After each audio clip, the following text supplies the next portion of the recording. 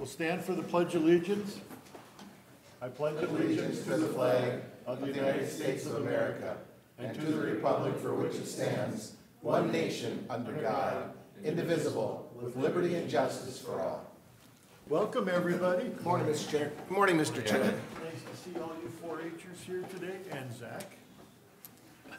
Maybe he was a 4-H'er too. Well, he could have been, yes. Sadly, no.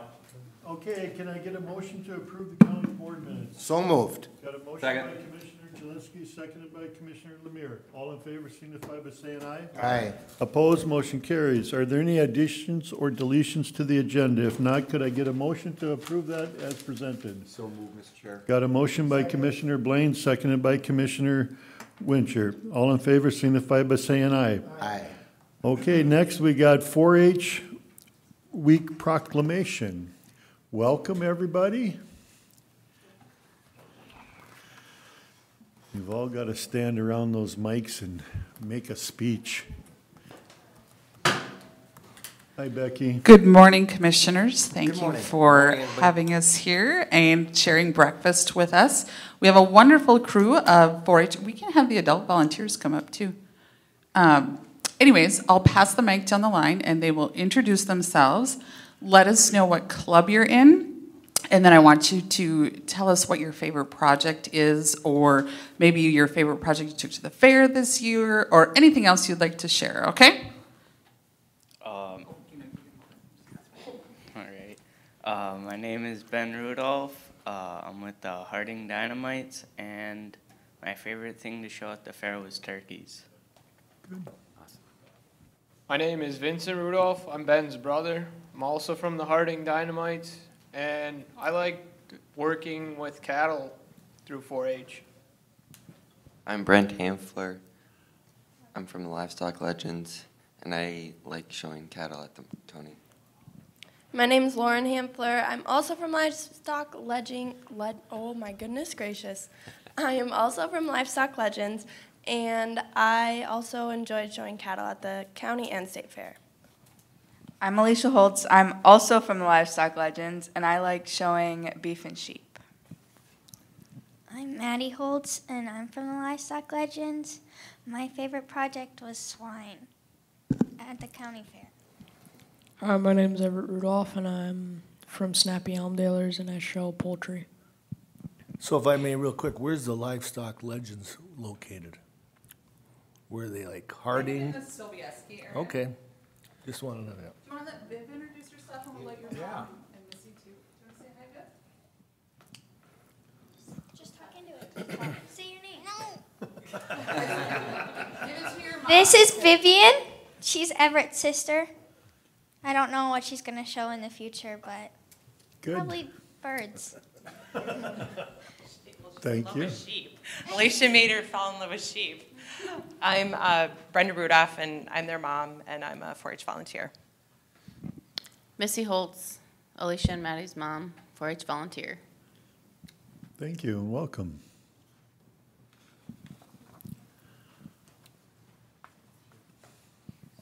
So we're here this morning, and I was, no, don't go anywhere. You're not done yet. I just was thinking and talking about how many years we've been doing this and how many years you guys have been so gracious to wear our 4-H t-shirts and take a picture with us and celebrate National 4-H Week and just kind of celebrate 4-H in general. It's a wonderful organization for youth. It provides them opportunities to learn leadership and speaking skills and just really kind of grow into young adults. And so I'm very proud of these kids. Many of them are very active on a county level, and we have about, give or take, about 200 more of them floating around the county. And so it's super exciting. And then probably about 75 volunteers as well. And so the Morrison County 4-H program is very well supported in the trenches by all the troops. And we are very gracious of your support of 4-H as well. Okay. Would you like to have us read the proclamation? Yes, I would. Okay. And I forgot to ask one of you, but would one of you like to read the proclamation? Boy, they're all looking at you. They're all looking at you, Lauren. Sure, all right, thanks. Sure, yeah. Whereas 4-H is America's largest youth development organization, having supported almost 6 million youth across the county thus far. And whereas 4-H has helped over 201 youth in Morrison County to become confident, independent, resilient, and compassionate leaders. And 4-H is delivered by Cooperative Extension, a community of more than 100 public universities across the nation that provides experiences where young people learn by doing and hands-on projects in areas including health, science, agriculture, and citizenship. And National 4-H Week showcases the incredible experiences that 4-H offers young people and highlights the remarkable 4-H youth in Morrison County who work each day to make a positive impact on those around them. And 4-H network of 600,000 volunteers and 3,500 professionals provides caring and supportive mentoring to all 4-Hers, helping them to grow into true leaders, entrepreneurs, and visionaries. Now, therefore, Commissioner Wilson hereby proclaim October 3rd through 9th, 2021 as National 4-H Week throughout Morrison County and encourage all of our citizens to recognize 4-H for this significant impact they have made and continue to make by empowering youth with the skills they need to lead for a lifetime. Thank you. We need a motion on that. Mr. Chair, I'll make a motion. Got a motion by Commissioner Blaine, seconded by Commissioner Jelinski. Is there any further discussion? Mr. Chair, if I may. Yep. Everett, I'm looking at you and I'm thinking a long time ago, upstairs in the old boardroom, you got to sit up here, so we probably got to have a picture with you up here when picture time comes, just for the record. That was a long time ago.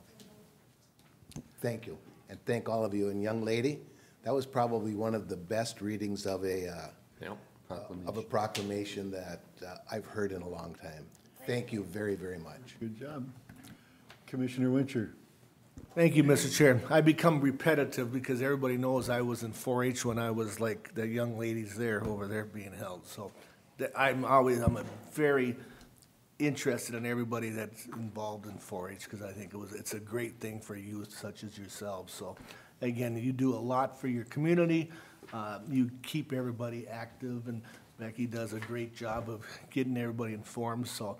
But I could stump you with the question, but I won't do that today. So, but anyway, you guys are just something to look forward to, and as you go into it, this will be something you'll look back the rest of your life, trust me. So, thank you. Well, thanks for breakfast.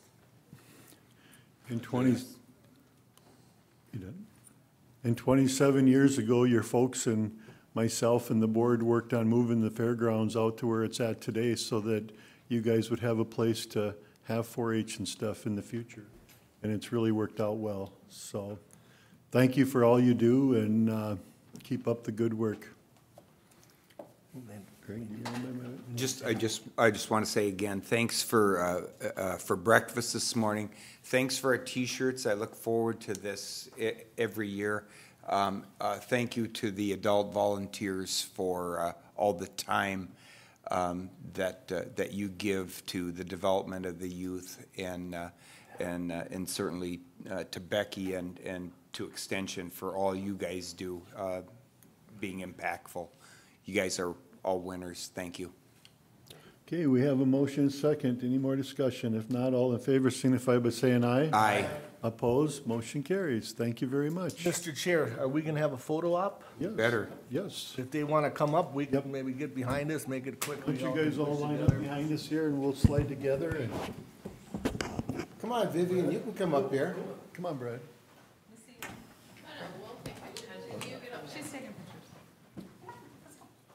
Just line right up behind us, kind of equal it out, and let me see, the little gal's gonna have to, can we get her in here, or she's gonna have to get up here? Come here so we can see your face there. There you go. Just like. Kind of separate those two a little bit, yeah. So I'll be like your grandpa. Get up here and smile. Will you lower the lights just a little? All right. Missy, come on this end here.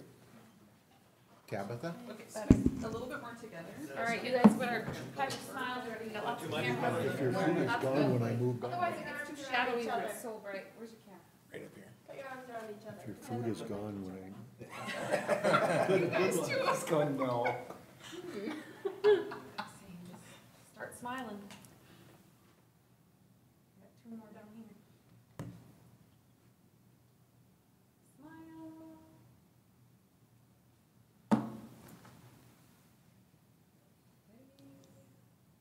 Good job. Zach, you need a new photographer. She did 4 man, cameras you before I you know. done one. I think I'm good though. You know, Okay, it's just the sounds one camera will do the trick for me. Thank you all. Thank you very much. Thank you. Now, Becky, are you doing extension report or? I do No. have a report, just a brief one. And, Okay. And what the report was is, did you have any questions off of the report? I'd be more than happy to answer them. No, this has just been a really busy time for 4-H, and we, are wrapping up the year and starting the new 4-H year, and we have lots of state events going on. We had Northeast Livestock Show and State Horse Show last weekend. Many champions, and we had our combined drill team got first place, and so super exciting about that. We have State Doc Show coming up this weekend. Just one young man going to participate. He was the only one available that weekend, and so we wish him all the best of luck, and we look forward to enrollment time and re-enrollment, and that's exciting too. We've had lots of inquiries about 4-H. So. Excellent. Sounds good. Awesome. Thank you very much. Anybody got any questions for Becky? Keep up the good work. Thank you, and we do really appreciate your support of Extension in the 4-H program. Thank you. Thank Becky. you. Thank you. Thank you all. Thanks for coming, kids. Now you get to go back to school and smile hard, you know? Enjoy your day. Yes. Okay, next we'll have Sheriff's Report. Welcome, Sean.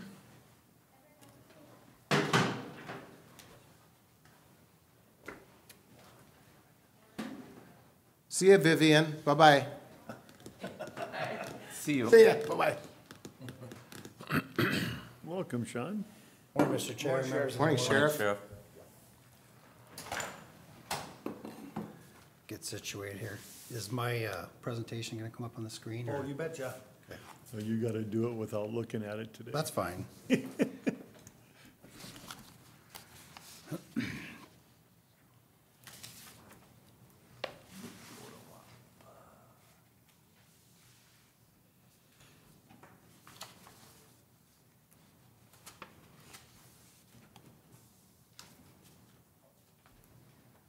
Okay.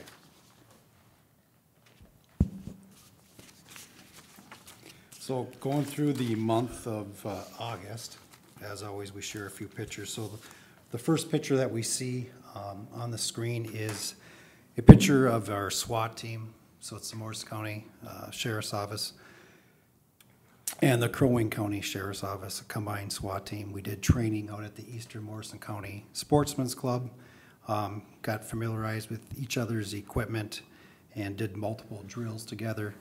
And this has proven to be good, just in case we ever need them. And they call upon us once in a while, as we do of them. So the bottom picture, we just had some community events throughout the summer. The Morrison County Sheriff's Office tried to be present at every single community event through the parades. We would attend the parades and interact with the community members. This was just a picture that we took at the end of a parade in Upsala at Heritage Days. So looking at our criminal complaints for August, you'll see we had 87. And just to highlight a few, you'll see the blue shade, I call it blue, kind of be the 4 o'clock position. You'll see we had 17%, which was 15 calls of disturbing the peace. In the 7 o'clock position, the light green, you'll see we had damage to property. There was 12 damage to property complaints. 6 of those were on private property, 6 on public property. And then you'll see the peach colored, which is 15% at the 9 o'clock position. And if you break that down, that was 13 thefts. 7 of those were from a building and yard, and 6 of those were gas drive-offs. Next page, you'll see we had 268 traffic citations. 32 of those were written warnings, 13 were speed, 11 were driving after revocation, and 196 of those were verbal warnings. You'll see the 2-year comparison. Our total complaints went up a little bit. Non-criminal complaints went up. Drug investigations went up just a little bit, as well as total inmates. Moving on to the next page, you'll see, if you scroll down to the bottom, you'll see our training. We had 2 officers attend emergency driving PIT refresher training, and PIT is pursuit intervention technique training. So that's where I was last month. That's why I wasn't presenting. I got to actually have a little bit of fun. So, and that's at the St. Cloud Driving School. And then we had 21 officers attend scenario training. We did that at Hurley Hall, which is next to St. Gabriel's Hospital, where we did force on force and just other scenario-based training. We utilize our firearms instructors, and they do some role playing, and we just walk through different scenarios. And then, of course, we had 1 sniper training, and then 10 officers attend SWAT training. If you look at our inmates, the number of inmates in Morrison County, we averaged 26 through the month of August. And then, of course, we had 1 from Beltrami, which brought our total population average to a 27. The next page, we always highlight our out-of-county inmates. It's been kind of a chore to get some of these counties.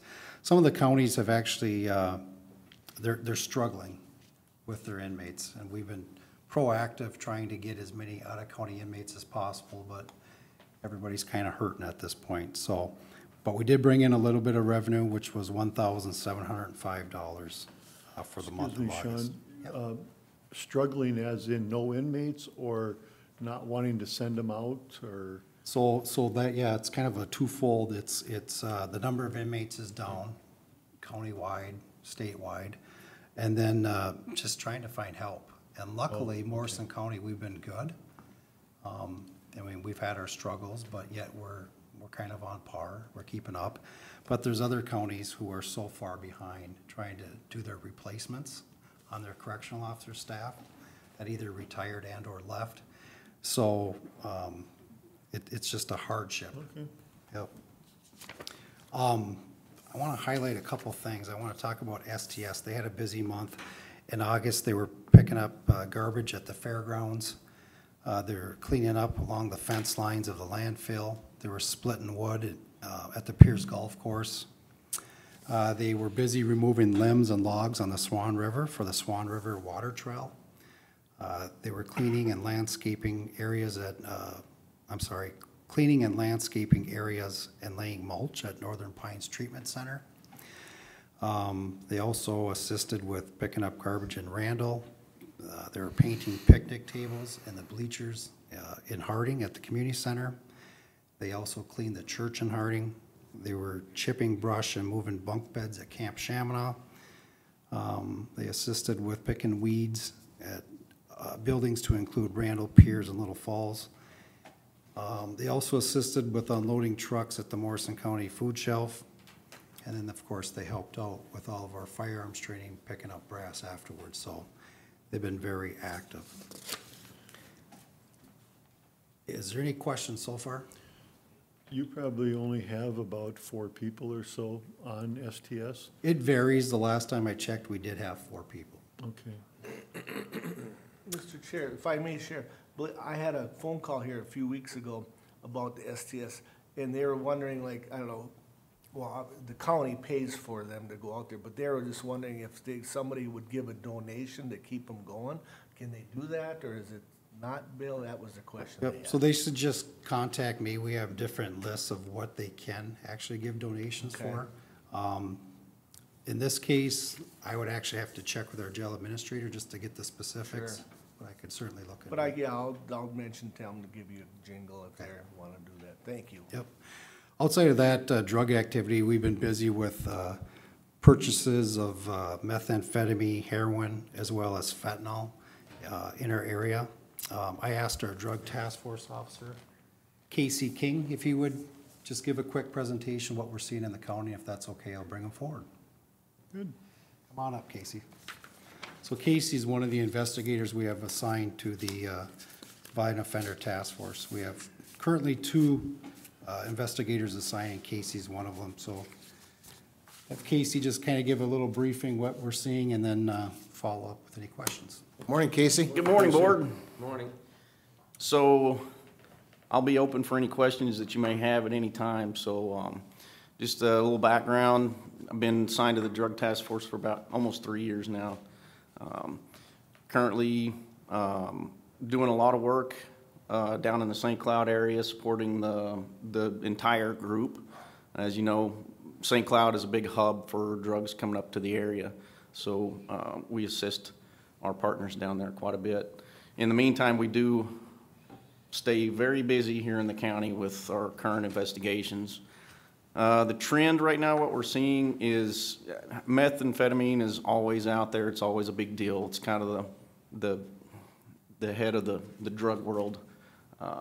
But the heroin has been increasingly getting worse. Typically, the regular, if you just think of heroin, it's just the opioid-based heroin. What we've been seeing recently, though, is those addicts out in the community, their tolerances are getting very high for heroin, which is leading them to fentanyl. What I usually give an example of, a sugar packet would be like a gram. That could be a typical addict's maybe a day or two, they go through a gram. So if you introduce fentanyl, which is probably, if you take an eighth of that sugar packet, would be the equivalent to a gram of regular heroin. So it's very, it's pretty bad. So what they're doing is sprinkling a little fentanyl in with their heroin, and it's giving them a bigger high. That was typically, a couple years ago, we would see overdoses with that amount of fentanyl use. Now what we're seeing introduced is carfentanil. We're seeing that in the area. We've bought it a couple of times. So carfentanil, if you take the same example of the heroin and compared to the fentanyl, the carfentanil would be about an eighth of amount of the fentanyl. So carfentanil is used for like tranquilizing rhinoceroses, just big animals. It's a tranquilizer. So that's back in April is when specifically Little Falls had a pretty bad month of overdoses, and that was when the carfentanil was introduced into the area. So we're trying our best to combat that. We're trying to do some buys down in St. Cloud where it's coming from. Typically the source is going to be Chicago. So they're bringing it from Chicago to Minneapolis, Minneapolis to St. Cloud, and then it's dispersed throughout the community. So, yeah, we're busy. We have a lot of stuff going on out in the county. We have some investigations up in the northeast part of the county going on. It's busy. We're staying busy. It's a little nerve-wracking dealing with this fentanyl because, as you can imagine, what harm it can do to somebody. And we recently had one of our deputies was exposed to heroin. He was out on a scene investigating a complaint, and lo and behold, everything pretty much just went airborne, right? So next thing you know, the deputy gets exposed, and we do have a protocol. Protocol is followed. But at the same point, he had to get checked out. So we're still waiting on the results as we sent the stuff off to the BCA to see exactly what we're dealing with. But it's pretty potent, and now we're seeing the effects of it on the street. So our protocol is a minimum of 2 officers, making sure that we're masked up. We have glasses. We have Narcan present just in case one of our officers go down. And any time that we're dealing with heroin and or any product, that's our protocol, just to make sure that our guys are going to be okay. So it's nasty out there. Questions, anybody? Commissioner Blaine. Sir, when we look at, as I'm processing what was just presented here before by the sheriff and yourself here, and Sheriff Larson had stated before, kind of across the state, we're down in the number of inmates. Are we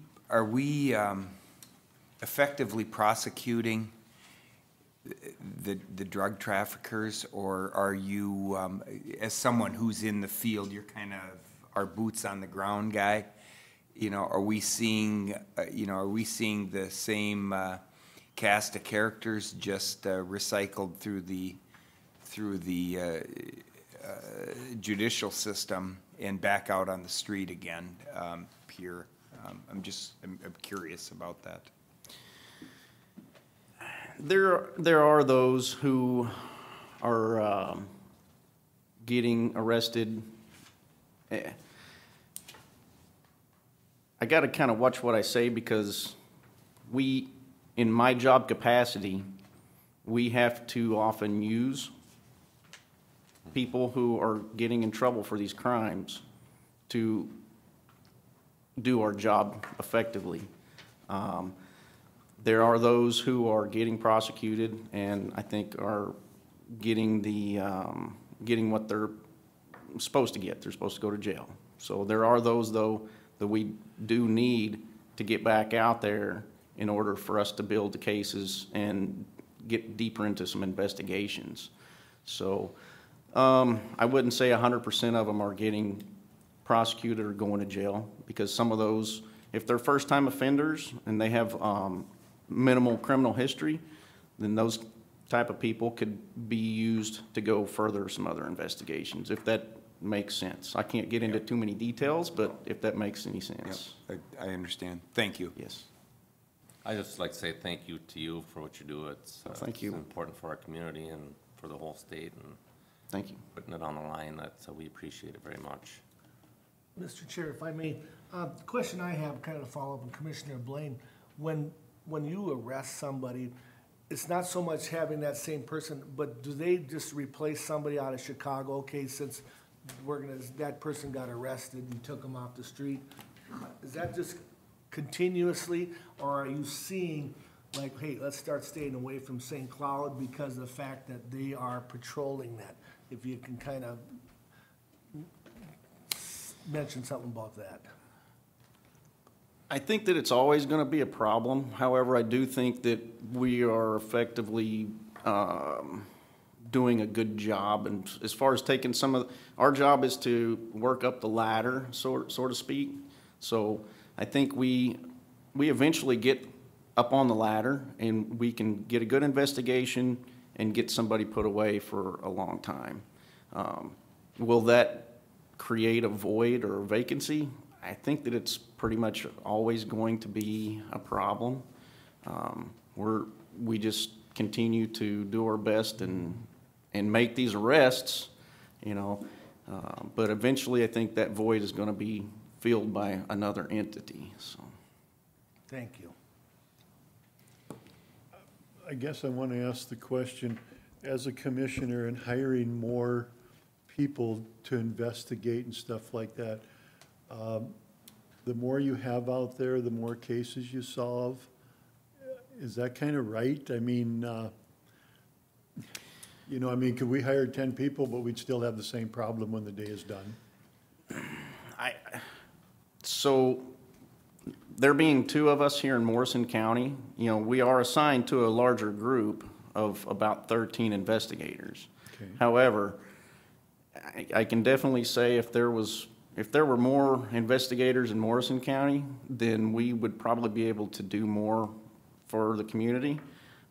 There being just 2 of us, if we're kind of pulled down to help with our other partners for our region. However, if there were more of us here, we wouldn't both have to be pulled to go help with other investigations. And there's a lot going on in the county, and we could use more if we could have them. So. And it has helped us too, where we had some issues northeast part of the county, and it seemed like there was information coming in, but really no one wanted to put their name to it. We talked previously about this, and at the end of the day, we ended up calling members of our task force, and everybody majority of the people came down, and we started doing our own investigation and conducting traffic stops and trying to kind of wiggle the tree a little bit to figure out, you know, at least let people know that we're out and about, and to try and gather other drug intel while we're out there. So it does work both ways. Yeah. Okay, thank you. Does anybody have anything else? If not, we thank you for your report, Sean. And Thank you. Casey. Thanks, Casey. Thank you. Thanks, Sheriff. Okay, next we'll have social service report. Good morning, Commissioners, Mr. Chair. Karen is going to come up to the table and we're going to provide some information on our Supplemental Nutrition Assistance Program, and that's one of those key programs that helps individuals remain self-sufficient, especially our older population. So take it away, Karen. Good morning, everyone. Good morning, Karen. How's everyone doing today? Good? Thank you. You good? You guys look good in purple. Even Brad. Shh. Okay. Flyer colors, I think. Right? Yeah, that's right. All right. SNAP, Supplemental Nutrition Assistance Program. Okay, starting out with the gross income test. 130% is for households who do not have elderly or disabled. Elderly and disabled get 165% of the FPG. How much does a household get in SNAP? These are the maximum amounts. So if you have a household of one, the maximum is 204. Household of two, 374. Of course, if they have income, the amount does get less. These amounts do increase every October, so these are the new amounts as of October of 21. Expedited SNAP applications. Expedited is if the household has under $150 in income for the month and less than $100 in assets. If they're expedited and they come in and apply, we have to issue benefits within 24 hours. So as you can see, the applications do vary month to month. Mr. Chair? Commissioner Jonesky. Karen, do you mind if I interrupt you? No, go ahead. If we went back to the previous slide, I'm very clear and can understand 204, 375, 535, yep. and as we go. My question would be is, let's just pretend and use me. Okay. I have just received $204. Did I receive that in cash? No. Did I receive that in a credit card? How do I have to spend it? Kind of get where I'm going? It's like a credit card now. Okay. Okay. You can go, you can take it, you use it as a credit card when you're checking out. Okay. You can buy food. It's just food that you can eat. Okay. And so I go to the grocery store and I Yep. fill up my, I don't Your imagine card, I can, yep. I don't imagine I can fill it up for $200. I don't know that. But whatever. I put whatever in and I go and hand the card, but it has to be food. Correct. It can't be smokes. It can't Correct. be this. It can't be. Correct. Okay. Very good. That's what I was looking for. Thank you. Okay. Okay, application, the activities. We have add a program. Add a program would be if they are on assistance, like say healthcare, and they come in and they apply for food support. New applications are brand new. They're not on the system at all. Re-apps are if they've been off for 30 days and they come back in and they reapply. Karen, can you talk just a little bit about with the waivers and because this is a federal program, people were not able to be closed, so even though caseloads in general aren't down, our new apps and add programs and so forth are a little different because of that, correct? Yeah, the waivers, the food support waivers were, they still had to report, but a lot of the unemployment income, it did put some people over. You're going to see those people now coming back in to reapply because the waivers are done. The unemployment ended. They got 2 checks in September. So our applications have increased. Even the cash applications have increased because people are now starting to look for work. A lot of them just wanted to write out the unemployment. So, yeah, the applications are picking up. Thank you. SNAP state and county comparison. Cases throughout the state of Minnesota, cases in Morrison County, the amount spent in Minnesota, the amount spent in Morrison County, and then back in 2020. Regional active cases. As you can see, The cases are, well, Benton County's a larger county, Crow Wing's a larger county. Todd and Wadena are comparable. And then just some statistics on SNAP, how it benefits Minnesota and the people in Minnesota. Not just Minnesota, but nationally. And then, Jeff, as your question was on the last page, every dollar spent on SNAP generates $1.70 in economic activity. And then it does say that they cannot purchase beer, wine, liquor, cigarettes. It has to be something edible. When the waivers, as Brad said, were on, state of Minnesota has been issuing to households EBT, eSNAP. What eSNAP is if a household of one, if they're getting Social Security and their benefit was $50, okay, we got approval, the state got approval to issue eSNAP. They've been doing it since March. So they would issue the difference between the $204 and the $50 to households. Now they're continuing to do that. So like our elderly have been real appreciative because their benefits have increased. So families with children, their benefits have also increased. But once these waivers end, that's also going to come to an end. Sounds good. Any questions? Anybody have any other questions? If not, we thank you on that, Karen. She's going to Thank sit you. for just a second longer, or Yeah, a couple minutes I've- longer. I've got So- just another to cover here. We've got the 2022-23 Morrison County Mfip Biennial Service Agreement.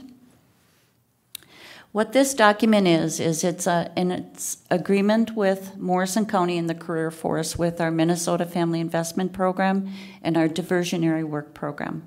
Now, it's an 18-page document. It doesn't actually have all that much information, but it has to be completed and sent to the state. It identifies the needs, the challenges, the strengths that we have with clients. It identifies the family stabilization services with clients. It identifies what's available for our teen parents. Basically identifies what we have with the career force, what's available. It identifies the budget with the career force. And what we need is board approval on this document. So moved, Mr. Chair. Second. Got a motion by Commissioner Wincher, seconded by Commissioner Lemire. Any further discussion? Mr. Chair, Commissioner Jelinski. Karen, as you said, this really doesn't say a lot. It doesn't. There's a lot of words, 18 pages, I think you said. Yep. A lot of numbers. What really does it mean? Well, it just means that we offer services to our Minnesota Family Investment Program people and our Diversionary Work Program people. We have to offer certain services through the state, and they have to monitor it. Okay. And Very good. it tells them what the budget is, what we're paying them, and they have to comply with what's in the agreement.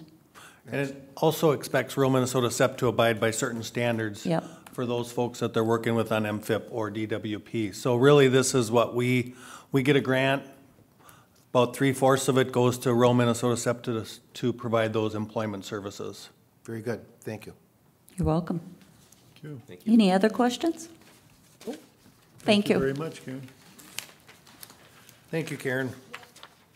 Social Service and Public Health Report.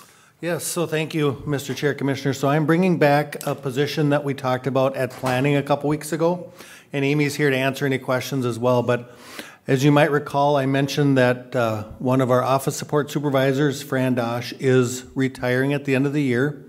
So currently we have our front desk duty split between two supervisors, Teresa and Fran is retiring. And so looking at how can we better serve our organization and still aligning kind of what the needs are at the front desk. And so what I am proposing is, or requesting, to create a new position within our class and comp system called an IT planner business analyst. And this person will be responsible for most of our technology needs in partnership with our IT department. I've talked with Amy, Teresa, and Fran about this, and we are a heavy user of IT. We have probably the most computer programs within our organization between the state and federal government. And this would really kind of help continue to support those activities. And in talking with Amy over the years, it would be nice to have an individual that's technology savvy that also understands the business. And so having two individuals supervise the front desk and the office support wasn't a bad thing, but we know that there's an opportunity now with Fran to provide a little different set of services to the staff we work with. So my request is to approve this new position and any backfilling that may occur. Once Fran retires, that position will be done, so it's not a net gain of any positions. It would be the same amount of positions within our organization. I'll make a motion to approve, Mr. Chair. Okay, we got a motion by Commissioner Lemire, seconded by Commissioner Jelinski. Any further questions? Mr. Chair. Commissioner Blaine. So, Brad, just trying to clarify this. So with Fran's retirement and the creation of this position, we will not, we're not combining those two supervisory positions of Fran and Teresa into one new position. Is that correct? Or That's correct. But we're not. That's not what we're doing. Correct.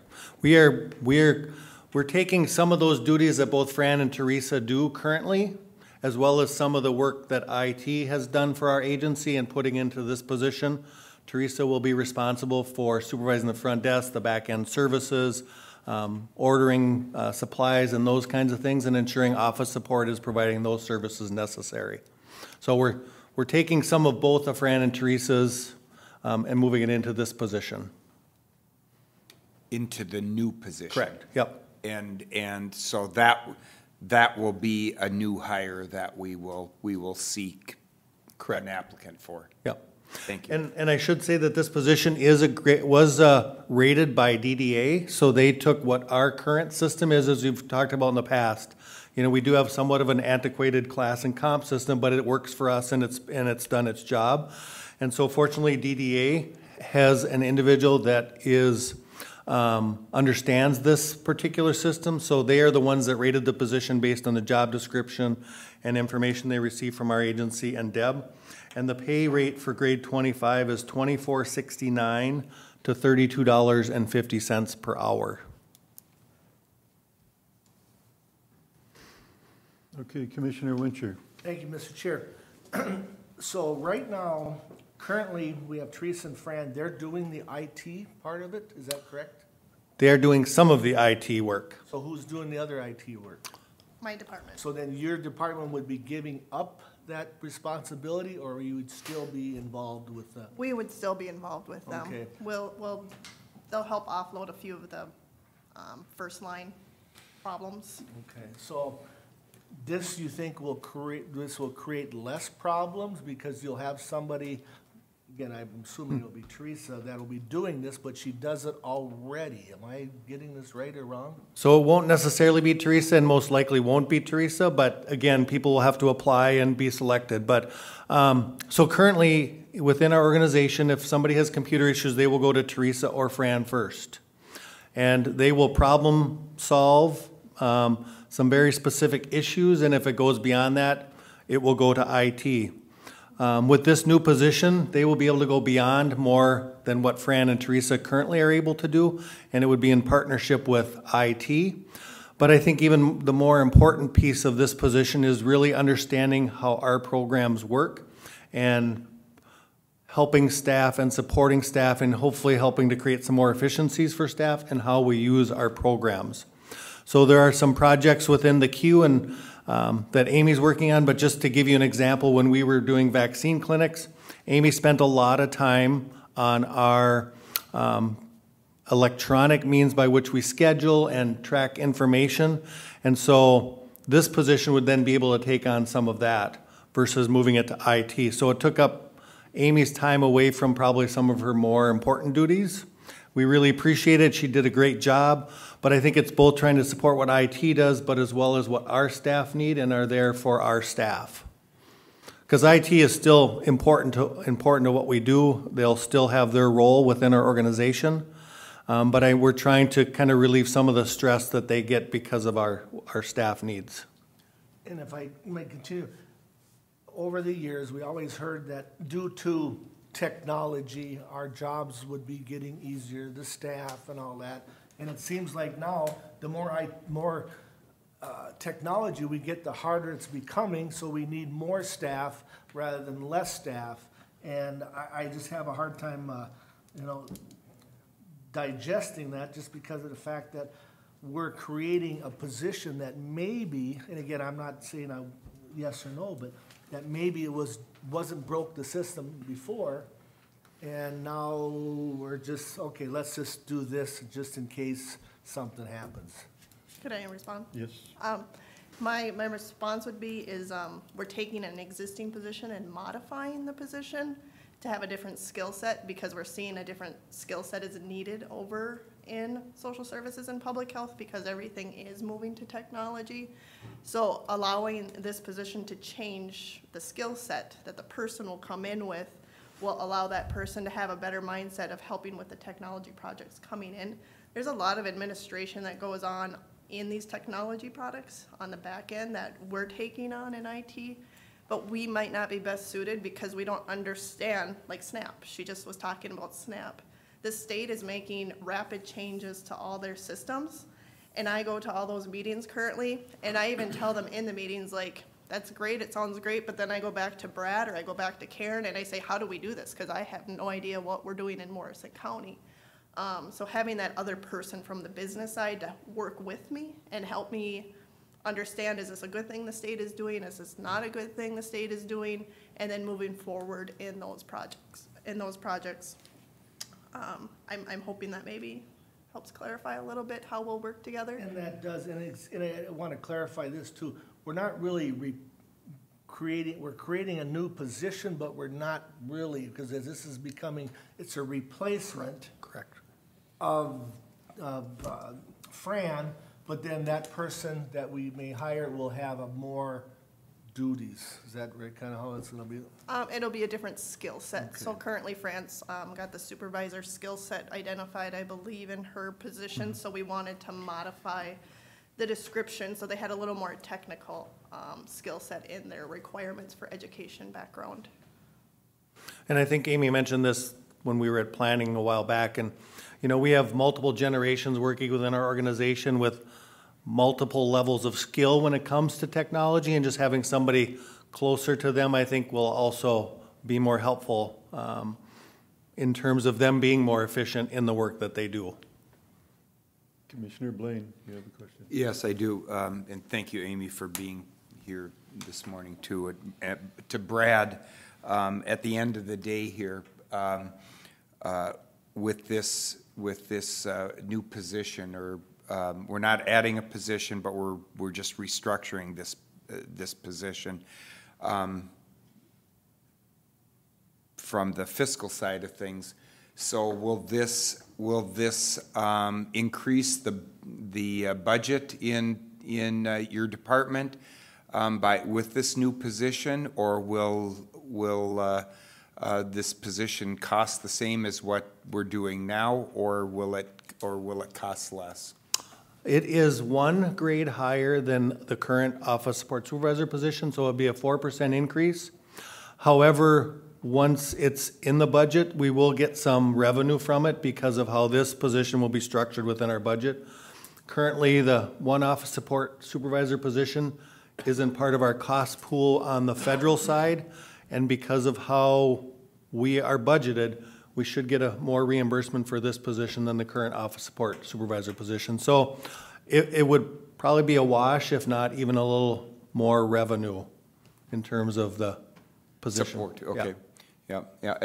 Thank you. I appreciate that, and I also think this is a good example for us on the board to understand that that interaction between department heads and the IT department, and kind of gives us an idea how much work IT is doing in the background in a lot of other departments that we don't necessarily see or are exposed to.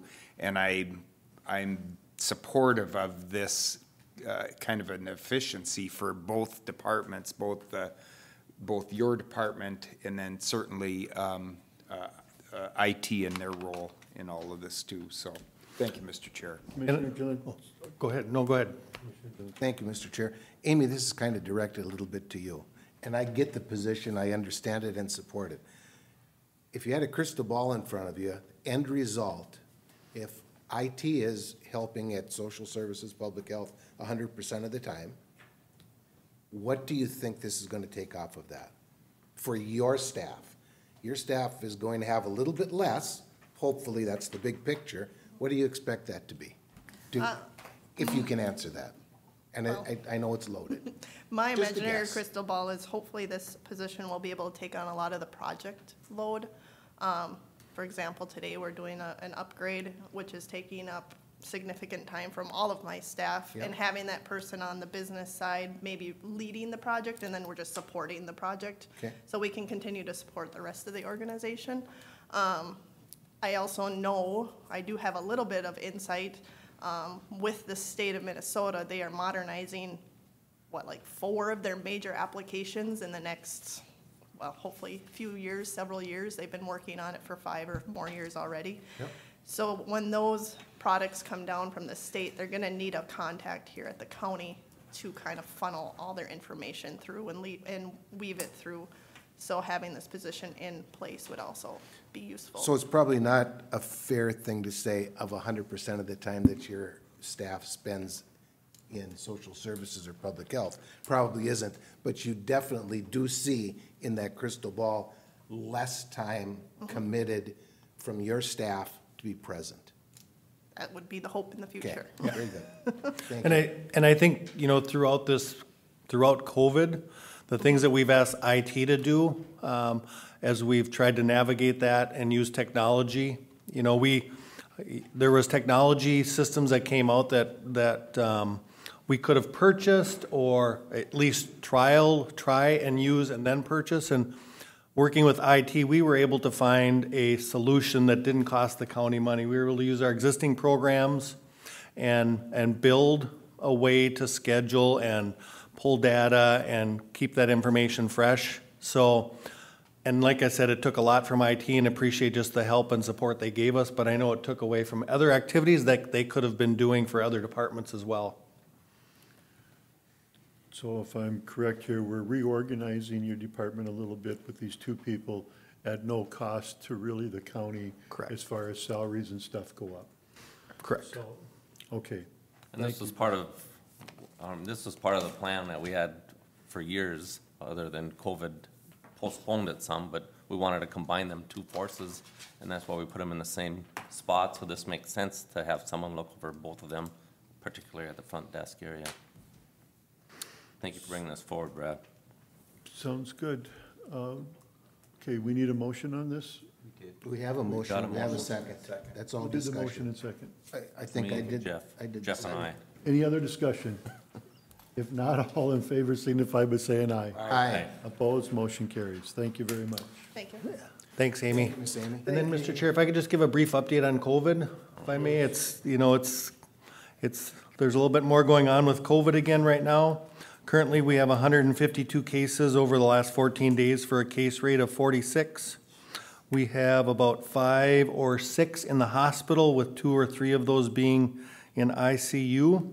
And out of all the hospitalizations, I think I mentioned this before, I don't know the exact number, but I know it was well into 20 or so. Only one of those has been vaccinated. So again, we're not seeing those who are vaccinated in the hospital very often. 32 of those 152 are school age, so those are rising as well. We have we've started our meetings with the school again to talk about COVID and support them and give them information. Our first meeting of the school year is this afternoon, and so we want to help and support them and trying to maintain some stability for them. In terms of our vaccination rates, our 65 and older are at 82%. Our 16 to 64 are at 51%. Our 12 and over are 49%, and so overall, the Morrison County rate is 50%. Overall, the statewide average is 75%. So it's continuing to grow. For those that are really good at stats, and it sounds like this could continue at least through the end of October, but we'll see. It certainly is hanging in there. COVID is still a part of it. There are, we've heard about the vaccine mandates, and that has not come through yet. The federal executive order has not really come through in terms of what that might mean in terms of our community, but I know that is still out there and people are wondering about that. We have no new information on whether or not that vaccine mandate, what it will look like. And so there still is no consensus on that third shot or booster except for the immune compromised still. So that's a little bit of the COVID update. Thank you. Anything else? Nope, I'm good. I have one question to Brad. What's the protocol? I can't ever get this in my mind. If I'm a 11-year-old or 15-year-old, do they just test if you have a cold and now you go to the doctor? Are they going to test you right away just for COVID? It just seems like they never tested for if you had a strep throat. I mean, you had to go to the doctor 3 or 4 times when our kids are growing up. Well, we don't want to do this, but it seems like they just want to blanket COVID right away. I think it varies. I think there are people that go in asking for COVID tests and they don't get it, and I think there are people that might go in for a flu test and get a COVID test. So I wouldn't say there's maybe any consistency across our medical community about if they're going to test for COVID right away or wait and see. And I didn't bring the positivity rate, but I know that's been right around 6 to 7%. So in terms of if I go to the doctor with a cold, will they test for COVID? I think it's going to depend. Okay. Any other questions? Thank you. Thanks, Brad. Okay, next we'll have Auditors Report.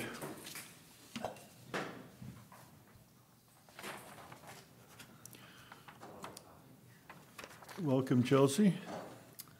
Morning, Chelsea. Chelsea. Good morning. This morning I have a short report for you. First on the agenda, I have the cash report for the month end of August. This is a report that you see monthly that is required by law, so you can see where our funds are within the buckets, if you will.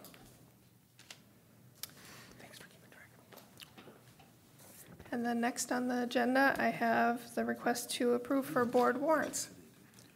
Mr. Chair, I'm going to make a motion to pay all of the bills. Okay, we got a motion by Commissioner Jelinski to pay the bills, seconded by Commissioner Lemire. Is there any further discussion? Not all in favor, signify roll call. Commissioner Lemire. Aye. Commissioner Wincher. Aye. Commissioner Jelinski. Aye. Commissioner Blaine. Aye. And aye. Thank you. Thank you. Motion carries. Thank you, Chelsea. Okay, next we have Public Works. Welcome, Steve. Morning, Steve. Good morning, Steve. Good morning. Just have one quick item for your consideration this morning. Earlier this year, we entered into a contract with Eagle Construction for the repair of the Sioux Line Bridge wing wall caps. That project has been worked on over the last month and a half, and that work has been complete. This is the 4th project that we've conducted on the Sioux Line Bridge. We had 2 projects in which we replaced the pier caps on the piers of the structure. We had a wing wall failure that required us to anchor that wing wall back in. That was a second, or that would have been the 3rd project, and then this is the 4th project in which we repaired these caps on the wing walls. So the structure itself is in pretty good shape now, and our recommendation here today is that the board would authorize the certificate of completion so we can make final payment to Eagle Construction. So moved. Got a motion by Commissioner Wincher, seconded by Commissioner Blaine. Any further discussion? Mr. Chair? Yes. If I may, Steve, I I realize that you're on your way out, and congratulations again. Sure. And I mean this positively. You've spent... Not fast enough, or what? No. You've spent years and years and years and years and years working with the trail system, and I know you have. And I know you've spent a gazillion hours on this in particular bridge, the Sioux Line, tying the trail together, if you will, going across the Mississippi. Tremendous job, and I support the whole thing. My question to you is, where we are right now, where would you, again, this is the second time I'm using the crystal ball theory, if you had one, are we good for 10, 15, 20, 50 years with that bridge today, barring any tragedy or unknown thing that could happen? When we initiated the first project, we spent quite a bit of time and also had some consulting support on whether it would have been better to replace the structure than to do the repair. And based on all of that, we made the determination that it was better to do the repair for what the cost differences were. My prediction would be over the next 20 years, you won't have to do very much with that bridge structure itself. There may be some type of erosion control and those type of things that have to take place, but the structure itself is a very sound structure. It's not like a bridge on a road system where it's constantly being hit with maintenance sand and salt and those corrosive type elements, and your steel is in a corrosive environment. It's in a pretty good environment, and the structure itself is in very good condition. Thank you for that. Okay, we have a motion and a second. This will be a roll call vote. Commissioner Wincher? Aye. Commissioner Jelinski? Aye. Commissioner Blaine? Aye. And I, Commissioner Lemire. Aye. Motion carries. Thank you, Mr. Thanks, Chairman. Steve. Thanks, Steve. Thanks, Steve. Okay, next we got administrators report. Do we got anything to report, Brad? I'm going to call Steve up here. He's got the levy for HRA and the overall budget for the county. Good morning. Steve. Steve. Not sure what was first. Is it the HRA. All right, HRA. Approved the 2022 preliminary at $40,000, which is the same as 21. We haven't changed that one, but So moved, Chair. Okay, we got a motion by Commissioner Lemire, seconded by Second. Commissioner Blaine. All in favor, signify by saying aye. Aye. Opposed, motion carries. next will be, I'm going to hand this out. Here, I can hand them out, Steve.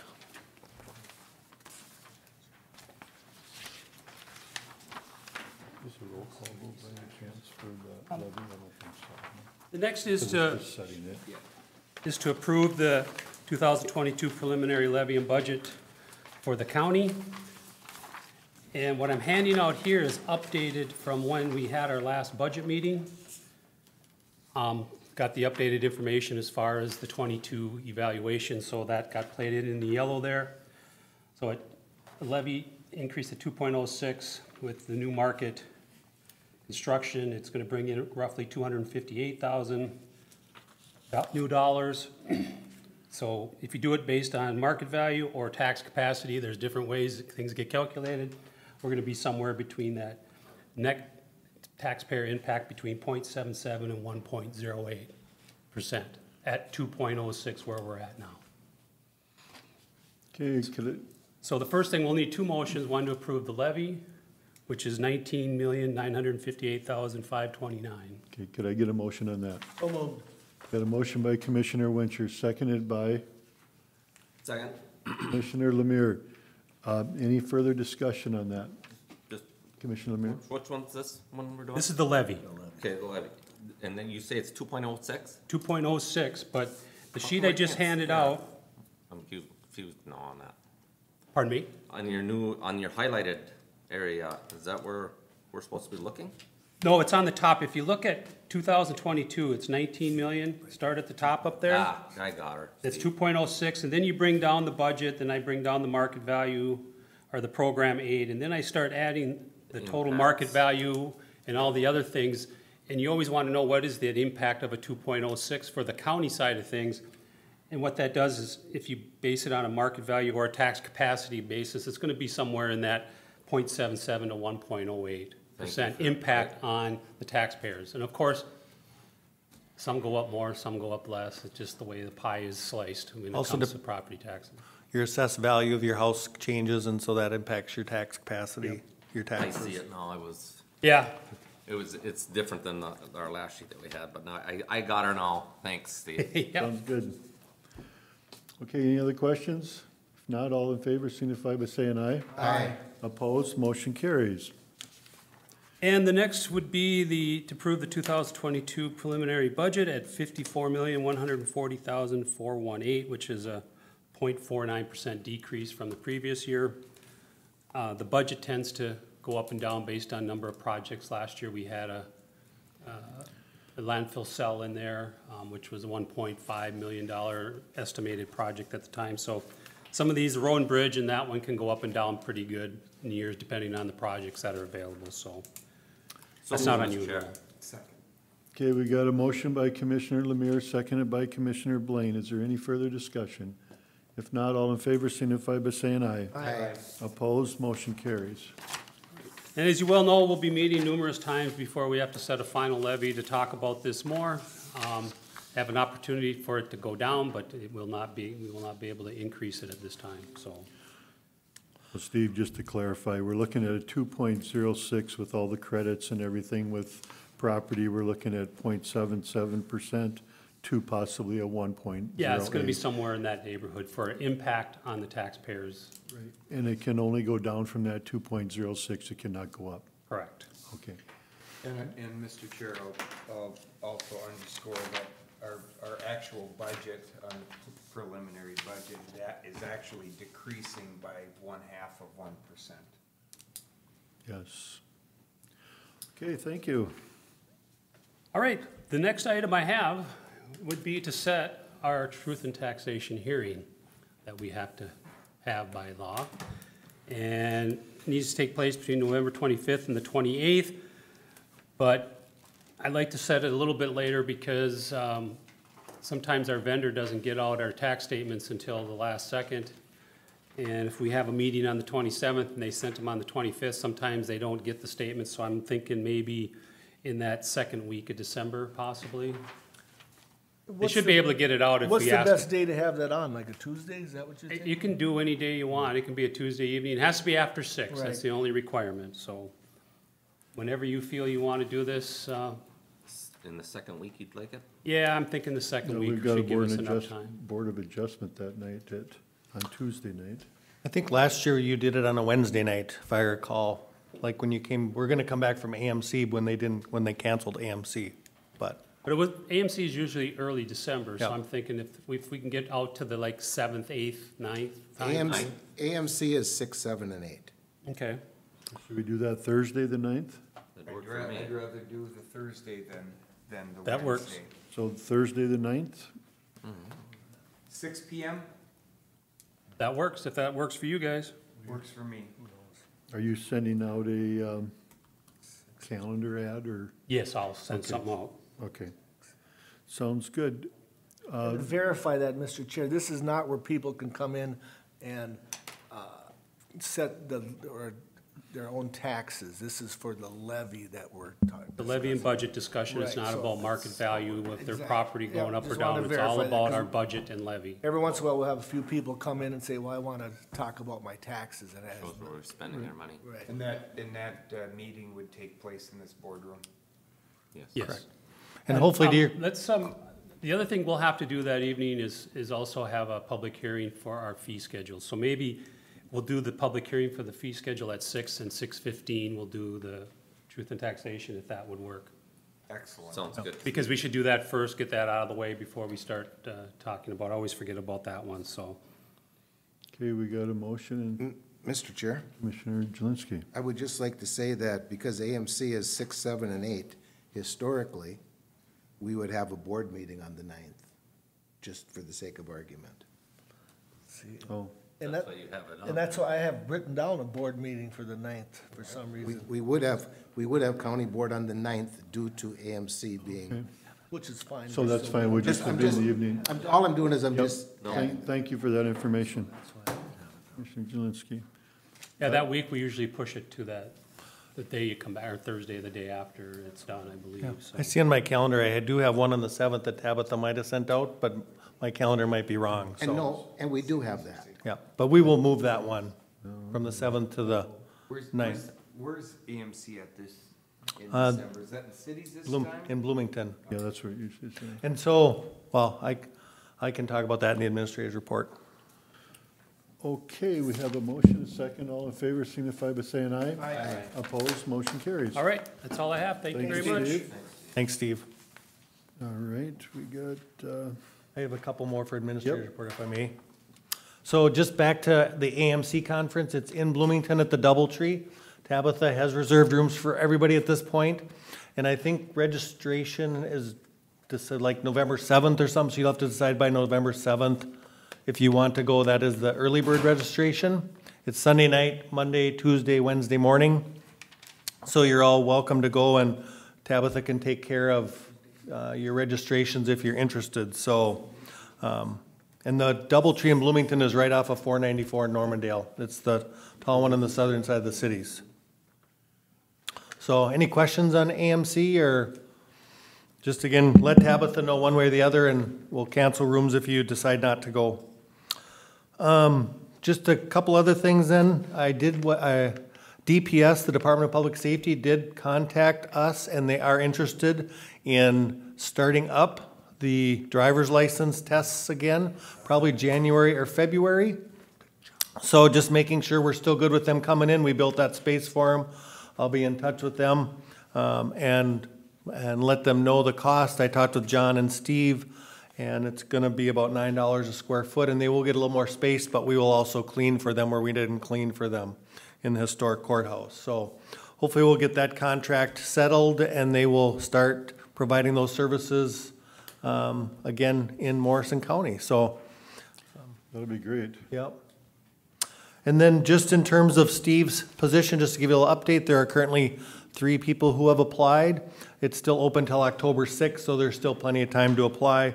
But I just wanted to give you an update on where that So position did our is. current county engineer reapply? Not yet. But he might be leaving a touch sooner than previously suspected, so, so I think he let me and Beth and the chair know that he's gonna leave a few days earlier than anticipated, so. It has to have board approval though, doesn't it?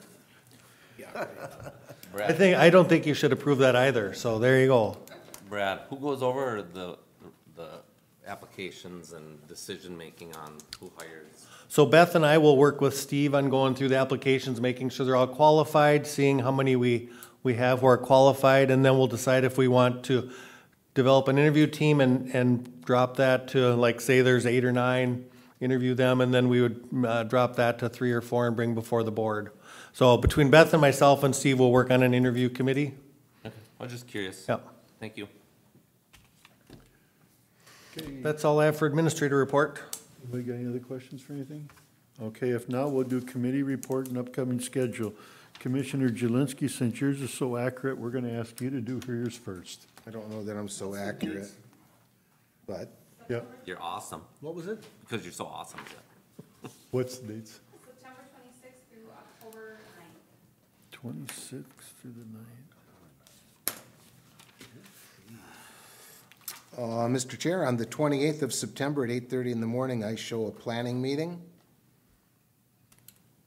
At 2 o'clock in the afternoon, I am on a telecommunicators work group through the State Emergency Communications Board. At 6 p.m., there's a Planning Commission Board of Adjustment meeting. On the 29th, at 11 o'clock in the morning, I've got a Central Minnesota Emergency Services Board Executive Committee meeting, followed by at 1 o'clock, a Central Minnesota Emergency Services Board meeting. At 3 o'clock, I've got a State Emergency Communications Board Finance Committee meeting. On the 30th, at 9 o'clock in the morning, I agreed to be present on behalf of Morrison County and the Central Minnesota Emergency Services Board to be in Todd County at the fire department as the COMLs and COMTs of the central region are going to be conducting a radio exercise. I was asked to be present for that.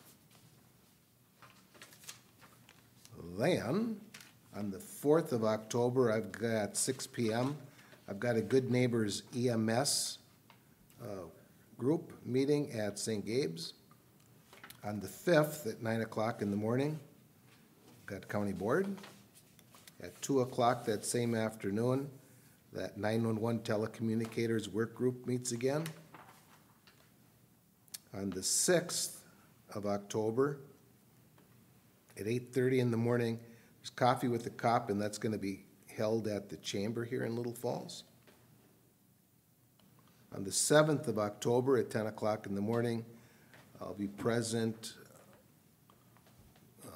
virtually at 10 o'clock with the State Emergency Communications Board Legislative Committee. And on the 8th of October, I'll be present virtually at 10 o'clock in the morning at the Central Minnesota Emergency Services Board RAC meeting. And Mr. Chair, I believe that's all I have. Okay, thank you. Commissioner Blaine. Did you get Friday, October 1st, Public Works I did not. Yeah. at 8:30, Public Works meeting? And Commissioner Jolinski, the Good Neighbors EMS was on Monday the 4th? Monday the 4th at 6 p.m. Okay.